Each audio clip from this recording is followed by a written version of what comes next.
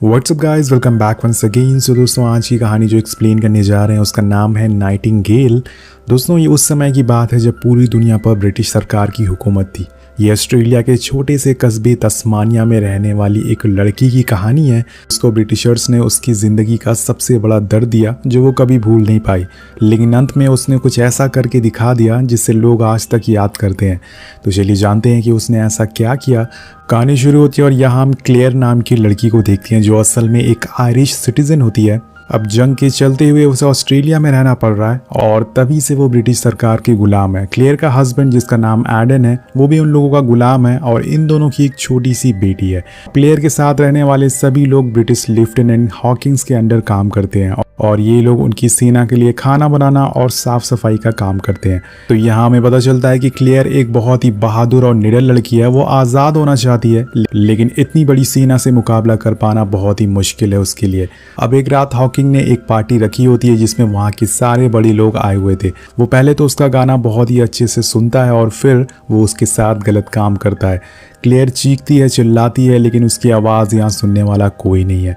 ये कोई नई बात नहीं होती दोस्तों, क्योंकि अक्सर इस कस्बे में गुलामों के साथ ऐसा ही किया जाता है।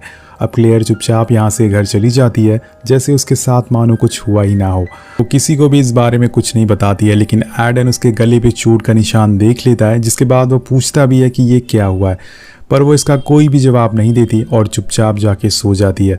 पर एडन समझ गया था कि ज़रूर उन्हीं लोगों ने उसके साथ ज़रूर कुछ गलत किया है।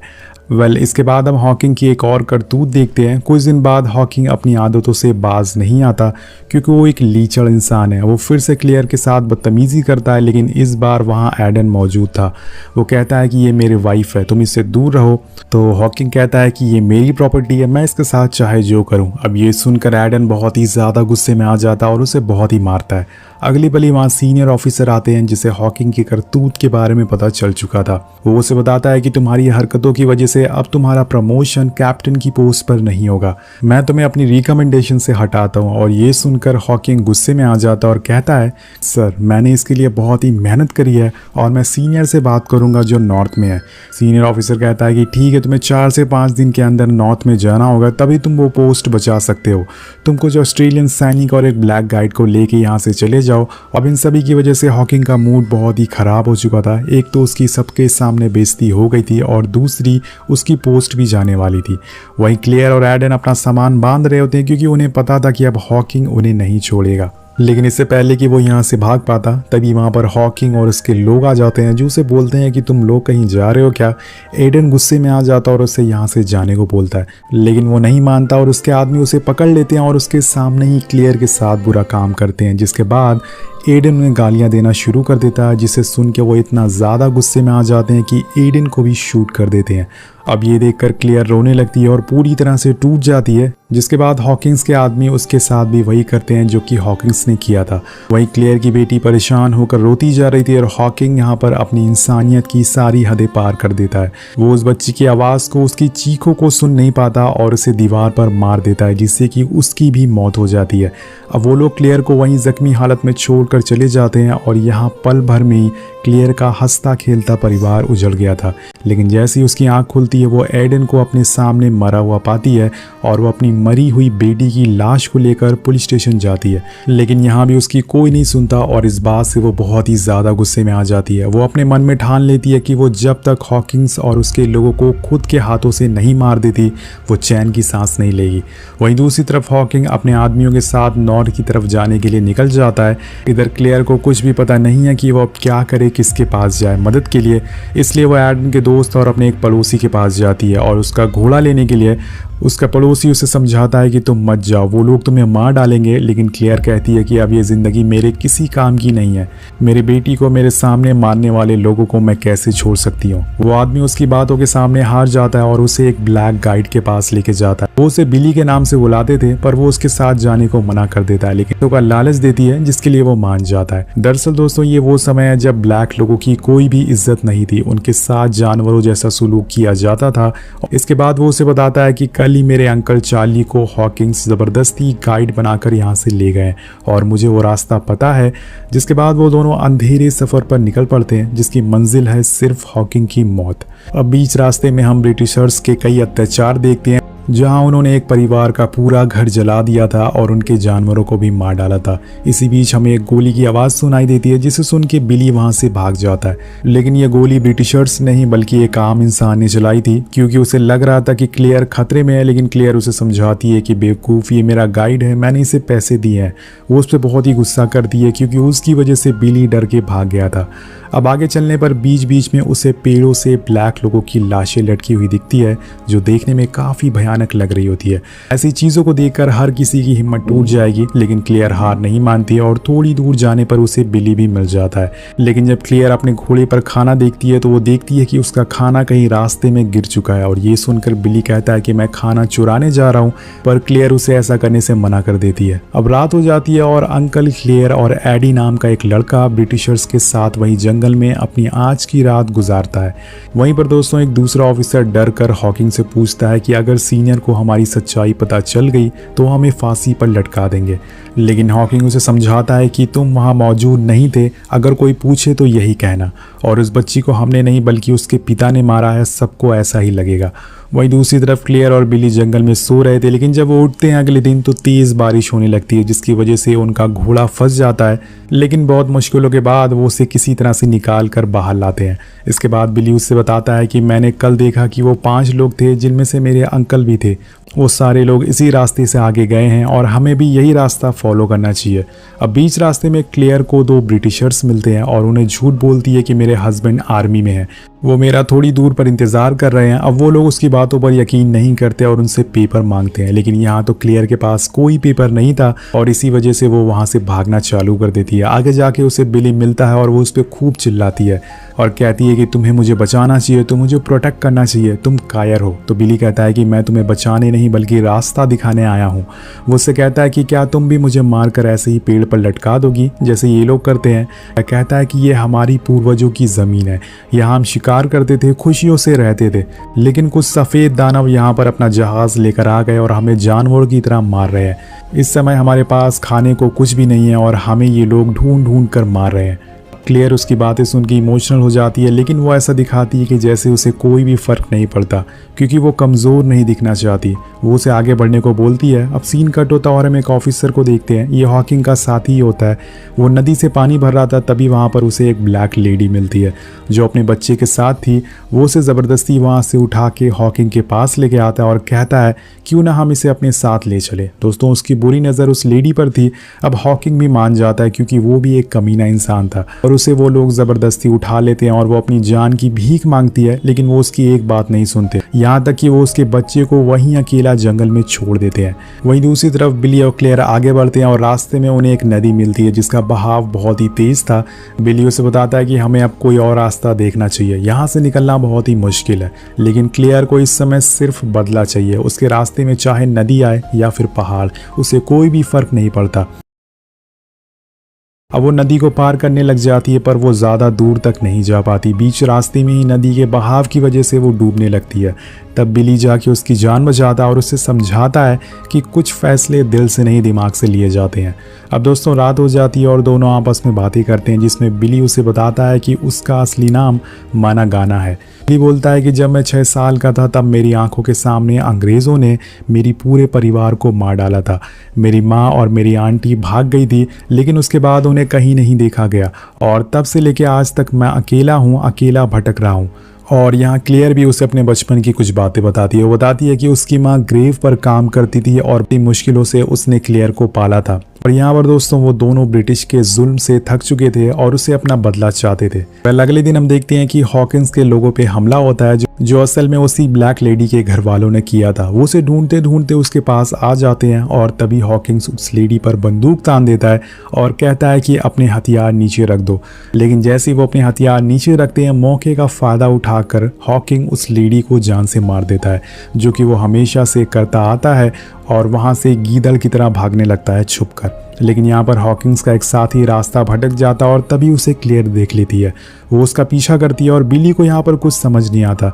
वो बताती है कि इसने मेरा कुछ सामान चुराया जो मैं इसे वापस लेना चाहती हूँ। वो उसका पीछा करती है और फिर उसे बुरी तरह से उसका सर को कुचल कर मार देती है और आज शायद उसके पति की आत्मा को थोड़ी शांति मिली होगी। अब ये सब दूर खड़ा बिली देख रहा होता और तब उसे समझ आता है कि ये कोई मामूली लड़की नहीं है। वो उसे छोड़कर जाने लगता है, लेकिन क्लेयर उसके सामने रोने लगती है और कहती है कि मुझे तुम्हारी ज़रूरत है, प्लीज़ यहाँ से मुझे छोड़कर मत जाओ। अब वो क्लेयर की ऐसी हालत देखकर मान जाता है। अब सीन कट होता और हम अंकल चार्ली को देखते हैं जो उन लोगों को रास्ता दिखा रहे होते हैं, लेकिन आगे जाने पर वो जाके एक पहाड़ी के पास रुक जाते हैं और बोलते हैं कि मैं इंग्लैंड का गुलाम नहीं हूँ, तुमने उस लेडी को मारकर अच्छा नहीं किया, मैं यहीं से कूद जाऊंगा जिसके बाद तुम लोगों को इस जंगल में भटकते रहना पड़ेगा। अब ये सुन के उसका एक आदमी गुस्से में आ जाता है और अंकल चार्ली को गोली मार देता है। लेकिन ये बात हॉकिंस को पसंद नहीं आती क्योंकि एक वही था जो उन्हें रास्ता दिखा सकता था। उसके जाने के बाद अब उन्हें रास्ता कौन दिखाएगा। वो उस पर बहुत ही चिल्लाता है और उसका थोपड़ा फोड़ देता है। अब रात होने पे हॉकिंस अपने उसी आदमी से कहता है कि कल तुम हमें रास्ता दिखाओगे, वरना जैसे तुमने उस गाइड को मारा है मैं तुम्हें मार डालूंगा। अब सुबह होती है और बिली अपने अंकल की लाश को देखता है और उसकी ऐसी हालत देखकर वो रोने लगता है। उसे बहुत ही बुरा लगता है। वो अपने रीति रिवाज से उनका अंतिम संस्कार करता है और क्लेयर को बताता है कि वो लोग आसपास ही हैं, हमें छुप कर जाना चाहिए। अब दोनों एक चट्टान के पीछे छुप जाते हैं और देखते हैं कि हॉकिंस और उसके लोग गोली हॉकिंस को नहीं लगती और हॉकिंग उससे देख लेता है और उल्टा उस पर गोली चला देता है, लेकिन वो गोली भी चूक जाती है। अब वो दोनों वहाँ से भाग जाते हैं और बिली उसे कहीं छुपने को कहता है। अब यहाँ क्लेयर उसे अपनी बंदूक दे देती है और उसे जाने को कहती है, लेकिन तभी हॉकिंस उसे देख लेता है और बहुत ही मारता है। वो उससे क्लेयर के बारे में पूछता है, लेकिन वो उसे कुछ भी नहीं बताता और हॉकिंग के पास कोई गाइड नहीं था, इसलिए वो उसे अपना गाइड बना लेता है। वहीं क्लेयर अब जंगल में भटक गई थी। वो पूरी तरह से अकेली थी और उसे अब अजीब अजीब से इल्यूजन आने लगे थे। वो अपना मानसिक संतुलन खोती जा रही थी, जिससे डर के वो पानी में कूद जाती है। अब वहीं अगले दिन बिली उन लोगों को लेके बिली टाउन के पास पहुंच जाता है और काम हो जाने के बाद हॉकिंग अपने साथ में एक बच्चे को बंदूक देता है, बिली को मारने को कहता है, लेकिन वो उसे मार नहीं पाता और इसी का फायदा उठाकर बिली वहां से भाग जाता है। अब इस बात से हॉकिंग बहुत ही गुस्से में आ जाता है और वो उस बच्चे को ही मार डालता है। अब हॉकिंग दोस्तों कितना क्रूर है ये सीन हमें बता देता है। वहीं दूसरी तरफ क्लेयर जैसे तैसे करके के पास पहुंच जाती है और उसे एक कार्ट दिखता है और वो कार्ट वाले उसे अपने साथ बैठा लेते हैं और थोड़ी दूर चलने पर उसे बिली भी दिख जाता है। वो फौरन कार्ट से उतरकर उसके पीछे भागती है और दोनों आपस में गले मिलते हैं। दोनों रोने लगते हैं। इसके बाद दोनों साथ में आगे बढ़ते हैं और आगे जाने पर उन्हें एक वीरान घर दिखता है जिसके मालिकों को किसी ने मार डाला था। क्लेयर और बिली वहां से कपड़े और एक बंदूक लेके आगे निकल जाते हैं, लेकिन रास्ते में उन्हें कुछ और वाइट लोग दिखते हैं जिन्होंने ब्लैक को पकड़ रखा था। अब वो ब्लैक बिली को बताता है कि अब तुम्हारा परिवार का कोई भी जिंदा नहीं बचा है, सभी लोग मारे गए हैं। और इसी बीच वो वाइट मैन वो सारे ब्लैक लोगों को बिली के सामने ही मार डालता है, जो कि बहुत ही ज़्यादा देखने में डरावना होता है। अब दोनों यहाँ से आगे बढ़ते हैं और आगे उन्हें एक एजेड कपल मिलता है जिसे देख के क्लेयर समझती है कि वो बिली को मार देंगे। असल में वो दोस्तों एक अच्छे लोग होते हैं। दोनों को अपने घर ले जाते हैं और सारे लोग साथ बैठकर डिनर करते हैं, लेकिन यहाँ बिली एक कोने में बैठा रहता है, पर वो बूढ़ा आदमी उसे अपने साथ टेबल पर आके बैठने को कहता है। ये शायद बिली ने अपनी ज़िंदगी में पहली बार सुना और देखा होगा, क्योंकि अब तक जितने भी वाइट लोगों से वो मिला था वो सभी उसे जानवर समझते थे, लेकिन ये अलग इंसान था। अब बिली वो वाइट मैन से बोलता है कि ये मेरा देश है, लेकिन आज ये समय आ गया है कि कुछ बाहर के लोग मुझे ही मेरे देश से बाहर निकाल रहे हैं और मुझे अपने ही देश में छुप छुप कर रहना पड़ रहा है। वो बूढ़ा आदमी उससे कहता है कि बेटा सब्र करो, ऊपर वाला सब देख रहा है। अब अगली सुबह होती है और वो आदमी उन दोनों को टाउन में ले जाके छोड़ देता है, जिसके बाद क्लेयर एक दुकान पर जाती है अपने कुछ सामानों को बेचने के लिए, लेकिन वो दुकान वाला उसे ये बोल के मना कर देता है कि वो चुराया हुआ सामान नहीं खरीदता। इसी बीच वहाँ बिली को क्लेयर का घोड़ा दिखता है, जिसे देख के दोनों काफ़ी खुश हो जाते हैं। लेकिन इसी बीच वहाँ पर हॉकिंग आ जाता है जिसे इन लोगों की तलाश थी। अब हॉकिंग दोनों को बहुत ही बुरा भला कहता है और वहाँ से जाने को बोलता है, पर क्लेयर इस बारी नहीं रुकती। वो उसके पीछे पीछे उसी रूम में चली जाती है जहाँ पर सारे लोग बैठे होते हैं। वहाँ सीनियर ऑफिसर भी मौजूद होते हैं। वहाँ पर हॉकिंग भी होता है। वो चिल्लाते हुए सबको बताती है कि हॉकिंग्स ने उसके परिवार के साथ क्या क्या किया, यहाँ तक कि वो ये भी बोलती है कि उसने उसके 9 महीने की बेटी को भी मार डाला है। अब ये सुनकर वहाँ बैठे सारे लोग उसकी तरफ देखने लग जाते हैं। क्लेयर हॉकिंग से बोलती है कि क्यों, क्या हुआ, छोटा बच्चा डर गया क्या? मम्मी की याद आने लगी है क्या? एक्चुअल में वो हॉकिंग्स को डराने की कोशिश करती है। हॉकिंग्स कहता है कि ये झूठ बोल रही है और वोल्टा उस पर ही इल्ज़ाम लगा देता है कि इसने मेरा घोड़ा चुराया था और जब मैंने इसे पकड़ लिया तो मुझ पर झूठा इल्ज़ाम लगा रही है, और उसे वो एक थप्पड़ भी मारता और वहाँ से जाने को बोलता है। अब ये सब बाहर खड़ा बिली देख रहा होता है और क्लेयर बिना इंसाफ लिए वहाँ से बाहर आ जाती है। बिली उसे लेके दोबारा से जंगल में चला जाता है और यहाँ क्लेयर उसे पूछती है कि तुम्हारे गांव में भी बुरे लोग होते होंगे ना? तो बिली कहता है कि हाँ, बुरी स्पिरिट हर जगह होती है। वो उससे पूछती है कि तुम उनके साथ कैसे बर्ताव करते हो, उन्हें कैसे समझाते हो? तो बिली बोलता है कि हमारे बड़े बूढ़े लोग उन्हें प्यार से समझाते हैं, लेकिन अगर वो ना माने तो हम उन्हें जान से मार देते हैं। और अब वही होने जा रहा था दोस्तों।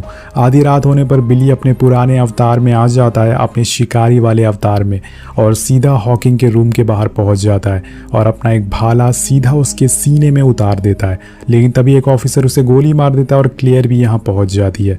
वो उसे ऐसा करने से रोकती है, लेकिन बिली अभी नहीं रुकने वाला था।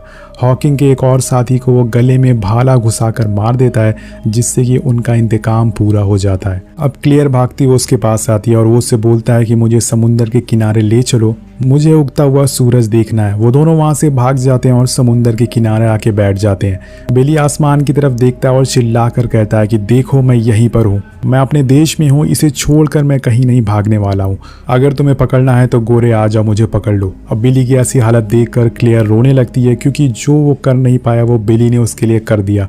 अब बिली का दर्द बढ़ने लग जाता है और वो वहीं बैठ जाता है। वो दोनों उगते हुए सूरज को देखते हैं और प्रार्थना करते हैं कि आने वाले समय में हर कोई बराबर हो, चाहे वो ब्लैक हो या वाइट हो या किसी भी धर्म या जाति का हो।